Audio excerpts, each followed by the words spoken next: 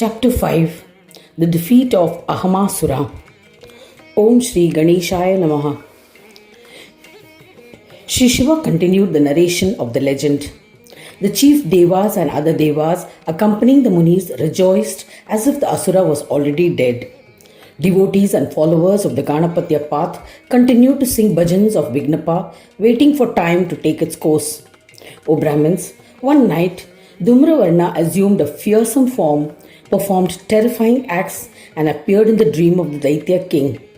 The king summoned his chief asuras early next day and recounted the dream in detail. Aham said, O Shankha and other chief Daityas, listen to the frightful scene I saw in my dream last night. Dhumravarna, Ganesha, was enraged.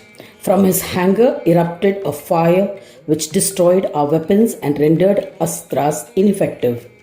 The Mahapurusha had destroyed all my heroic exploits and re-established the Devas and Munis to their positions. Hence, I feel that some inauspicious event is likely to occur soon. This is definite. Therefore, O Daitya leaders, be prepared to retaliate. The dejected Daitya leaders replied, O Daitya Raja, you are worrying unnecessarily. How can inauspiciousness affect you? Due to the boons, you have become fearless. Everyone has dreams which are erased on waking up. It cannot lead to any sorrowful events. In dreams, one sees events such as gaining wealth, death, etc. But on waking up, these events do not occur. Then, why are you fearful of events that you saw in a dream? By using humor to break fear, they tried to reassure Ahamasura and return home to perform their daily duties. O Brahmins, listen to the Leela or divine play conducted by Vignapa. The majestic and powerful Dhumravarna initiated a surprise attack on the Daityas.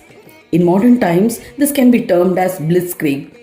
When he was at a distance of 5 yojanas from the town, Narad Muni arrived unexpectedly. Seeing Ganeshwara, Narada Muni offered pranams to him. His voice choked with devotional sentiments and he started singing in praise. Ganadisha commanded him to go to the palace of the Daitya and convey his message of conciliation to Ahamasura. The message was, reinstate devas to their respective positions, let human beings on earth follow their respective dharma, and if you want to be blessed with my grace, return to the seized kingdom to Nagas. O Mahasura, you must stay in your own town and happily rule the kingdom of Daityas. If these conditions are not acceptable to you, then I shall defeat you in war and establish order in the world. Narada conveyed the message to Ahamasura.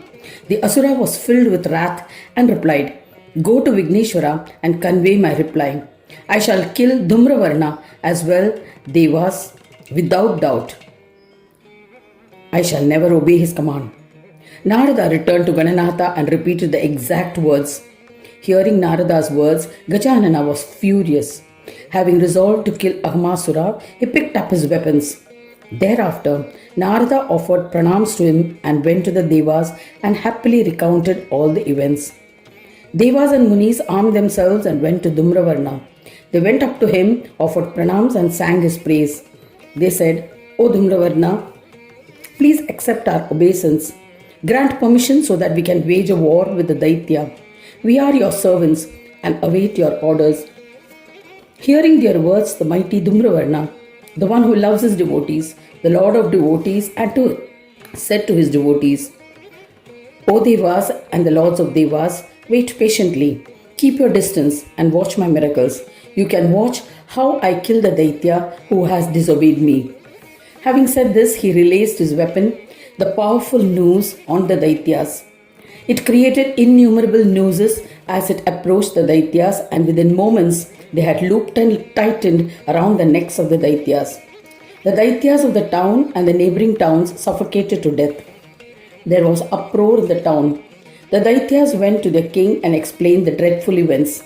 They said, O king, what is the reason for your inactivity? O revered one, the nooses that Dhumravarna has released are everywhere and are suffocating the Daityas. The Mahasura was astounded and shaken by the news.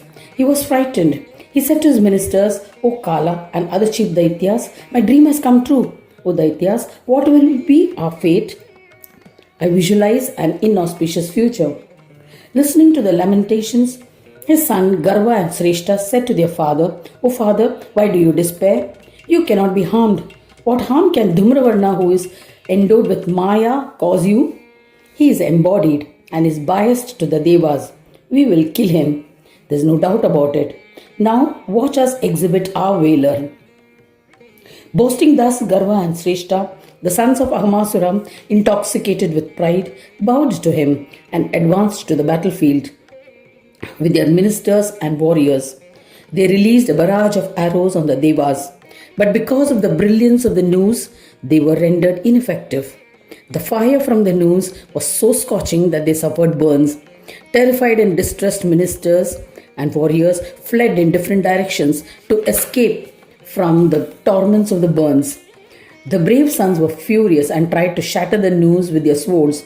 Wielding the sword, they tried to catch the noose with their hands, but the noose tightened around their necks and were suffocated by them.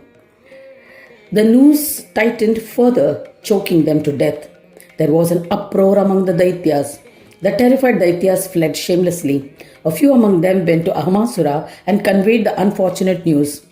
"O Daitya king, both your sons have lost their lives on the battlefield." Hearing the news, the Asura king fell unconscious. Those around him revived him. He lamented profusely. Yet, picking up courage, he went to fight and proceeded to the battlefield. He released several astras to break the fearsome noose. The astras melted from the heat of the pash. He became frightened and thought, "My Amogha astra has been rendered ineffective against the mighty noose. This is astonishing. I wonder what the future holds for me." He retreated along with the Daityas and returned to his home hastily. He invited his guru and asked for his boon.